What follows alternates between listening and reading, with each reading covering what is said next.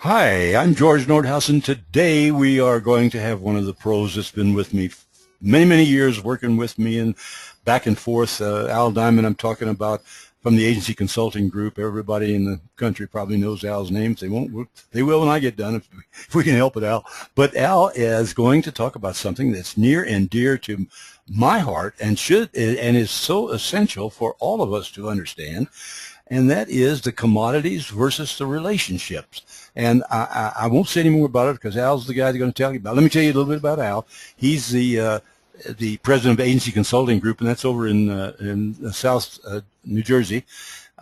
Been doing that for, what, 1985. Whoa, that's a long time. And he's been in the insurance business for a long, long time. He's the pipeline. His newsletter is one of the top newsletters in the country. People of all shapes and sizes use it. And then Al is well.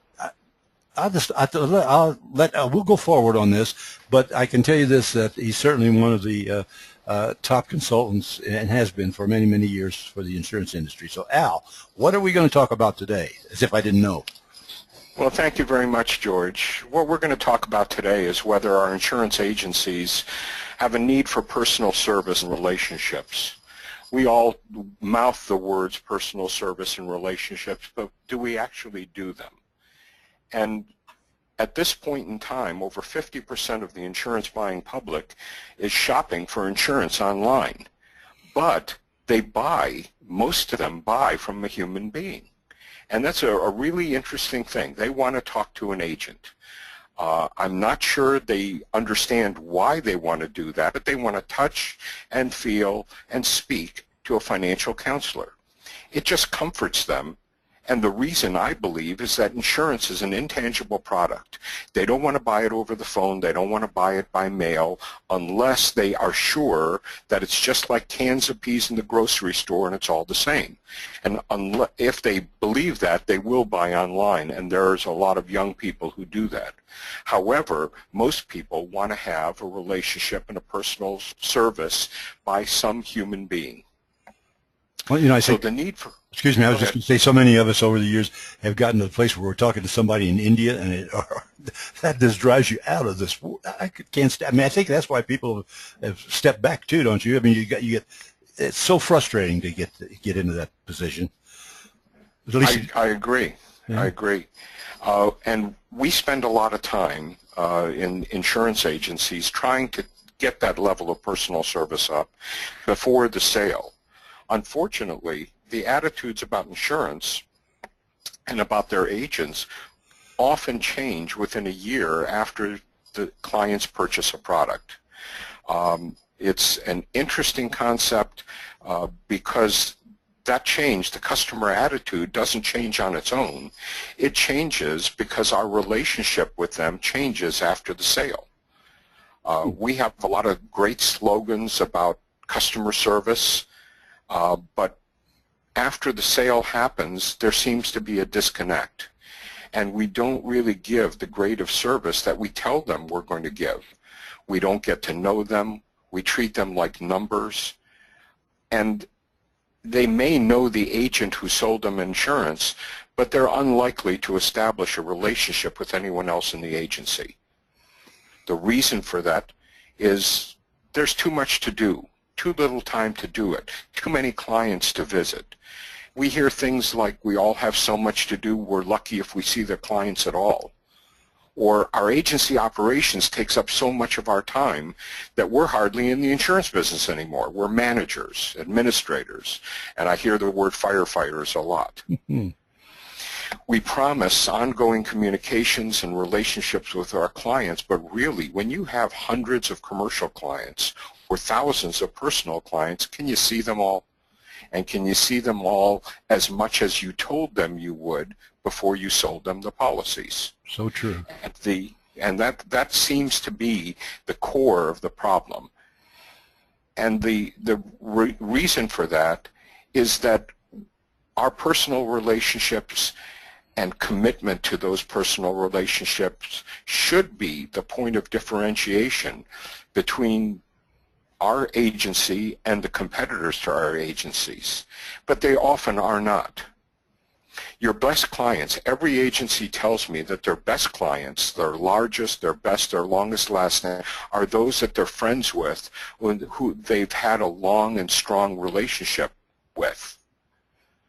That point of differentiation between you and your competitors is that strong personal relationship that you or your staff, and don't forget about them, can make with your customers.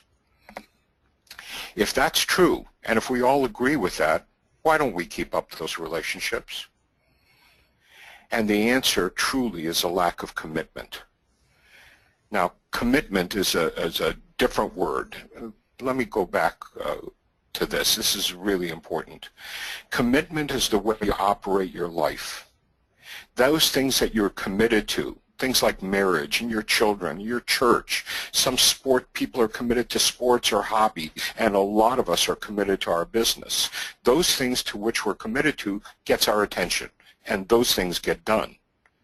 Those other things that you aspire to but aren't committed to are things that you try to do. And I go back to my youth and the words of the immortal Yoda in the Star Wars movies. He said, "Do or do not. There is no such thing as try." George, I know you and I both know people who are really committed, using that word committed, to things like golf. They may play golf 3 or 4 times a week. They maximize their success at that level, whether they're good golfers, mediocre, or bad, but they're maximizing their success because they're committed to the game and they play it a lot. Well, I know a lot of agents who have hundreds of commercial customers and thousands of personal customers that are still so committed to the concept of personal relationships that every client thinks that the agent and the agency considers them VIP and treats them accordingly. Everyone listening to this, can we really say that every one of our clients thinks that they're a VIP? If you commit to personal relationships, you understand that there are others in the industry who can outspend you. There are always better prices than yours if the client looks hard enough. But as long as the client knows that you give them a great grade of service that they can't achieve elsewhere, they'll not only remain your clients, but they'll tout you to their friends. They'll recommend you as their go-to insurance expert. And that's the real difference. And what we found is that there are 3 major things that you need in order to have personal relationships as your point of differentiation to which you're committed in your agency. And those 3 things, the lack of those things, are symptoms of the ailment that keeps you from maintaining those strong relationships. And I just want to briefly go over those 3 things because I'm sure your listeners will already know what they are. The first one is a lack of prioritization. And the symptom of that is each one of us saying to ourselves, we just have way too much to do. I'll give you an example here. Agency Consulting Group is a relatively small consultancy, but we're very busy. We only have 5 or 6 people here. But we have to remind each other of lunch times, and we have to remind each other to go home at the end of the day. Otherwise, we'll miss lunch, and we'll still be here at 6 o'clock working. There are things that we remind ourselves of, we remember because there are priorities. Our health, our alertness is a priority. So each one of us reminds the others, hey, it's time to take a break or go to lunch, do something out of the office. Our families are priorities. So no matter how much work we have on the desk, we force ourselves to become husbands, wives, and parents and grandparents in the evenings and on weekends because that's more important, frankly, than our businesses. So when you say that you have too much to do, basically you're not prioritizing properly. And the thing I have up on the screen is a very common graph of how you should prioritize your work efforts and your personal efforts as well. There are things that are urgent and important that should get top priority. Those are your red files, your absolute needs. There are secondary things that are important but not urgent. These two, the important and the urgent, should always be done before things that are squeaky wheels. The urgent but not important, or those final things, the detail work of the day, things that are neither urgent nor important. Set your priorities and work those priorities, and I suggest to you that the red and the yellow, the urgent and the important but not urgent, all of your customers fall in those two categories. For sure. For those agents who have become converted to personal relationships, seeing and talking to their clients becomes a primary function of their working lives. Many of us have been shocked by long-term clients who we visit maybe once a year at renewal, and they tell us they found less expensive insurance elsewhere. Well, we're hurt, and we feel that we think of them first, but we fail to keep them in the loop. We don't communicate with them. We don't see them, even though we may be working on them. And the worst case scenario is when you do spend a lot of time on behalf of the customer, well, we never bother to include the customer in the communications, so they assume that you're not working on them unless you're talking to them. Mm-hmm. The next thing is the lack of delegation or having the lack of the right managers. Very small agencies, 1 or 2 man or 3 man shops, everybody does everything. But once you have more than 3 or 4 employees, you've got to start breeding your own managers. They're supervisors, they're lead workers, they're people that you can hand off things to who will do it, who will do those mundane procedural things, the administration of the agency, so that you can be with your important clients. And if you have 10 or more employees, and if you're still the only manager, I assure you that you're doing your clients a disservice, because you have to be spending a lot of time on administering your agency instead of being out with them. These are the agents we meet every week who feel trapped in their office. They would like to get out to their clients, but they can't. They've never bred their own managers.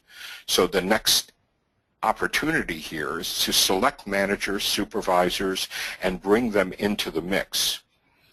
We take on much work. We don't increase our management and supervisory opportunities accordingly.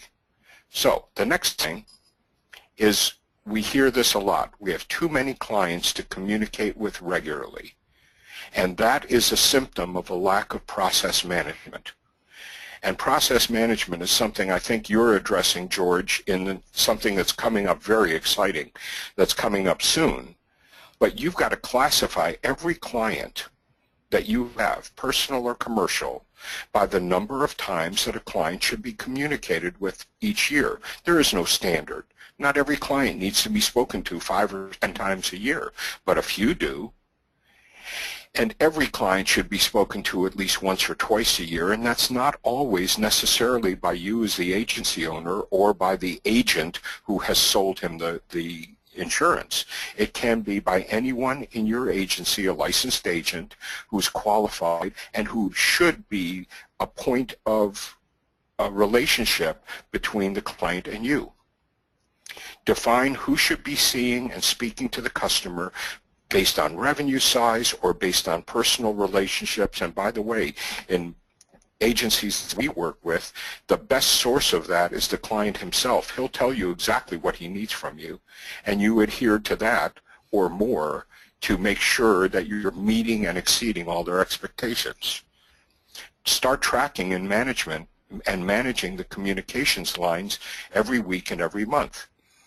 So those are, in a nutshell, for a brief Monday morning meeting, the 3 things that you really need to do to establish personal relationships as the primary function of the point of differentiation between you as an independent agent and all the bank agencies and all the direct writers and all the folks who use a phone call in India or a customer service away from the area. You're there, close and personal. And if you can prioritize your work, delegate appropriately, and manage the process so that every client knows how important they are to you, you're going to be successful into many more generations in the future. I don't think that's in a nutshell. I think it's a very well done short presentation. You are so right. You know, I talk to so many agencies, so many agents, and have over these 50 plus years. And they say, well, don't worry, we've got relationships with all of our customers. That's very interesting. And you said it in this here. You said you got thousands of customers. How many people do you know? Well, I know 50 of them pretty well. You know, no, that's not good enough. You really can't do it. So I think, Al, that you have laid the groundwork here to understand, so that people can really understand the necessity for ongoing communications. And I thought your point there about tracking the communications, knowing that you've done it, how many touches have you made on these people? Did you touch them? And incidentally, Al, I'm a real advocate of something called post-purchase cognitive dissonance, you know, buyer's remorse.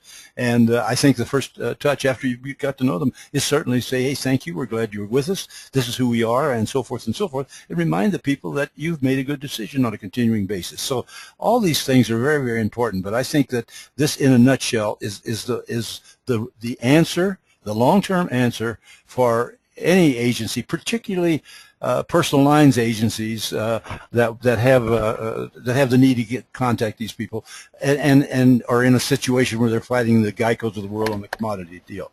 So Al, and for all of the listeners, George, if I may interrupt, please stay tuned. George has something very, very exciting coming up very soon that we're going to participate in as a consulting firm, but that every agent in the country should be aware of. And George, I'll let you publicize that when the time comes about, but it will be relatively soon. Well, that's very kind of you to say, and this is the first mention we've ever made of it, and you can start thinking about it, everyone. It's called INA, Insurance Needs Analysis, and you're going to hear a lot about it, but part of it is communicating on a continuing basis with every one of your customers and measuring it, and know that you've been in touch with them. And well, I won't go any further right now. Al, here, this is the contact business. They subscribe to the Pipeline. Anybody not subscribing to the Pipeline is missing something. That is probably the most quoted newsletter every month. It's online, and it's terrific. So for goodness sakes, get that. And don't forget now that you can go back to the email today, and you can find the archive there on Rough Notes or Agencies Online. And of all of these, and Al had another one of these some months ago, and you can go hear Al even some more. So Al, again, on behalf of all of our troops, I want to thank you again, and I hope that we can work together and bring relationship management to the entire industry. How's that? Always my pleasure, George. Thank you.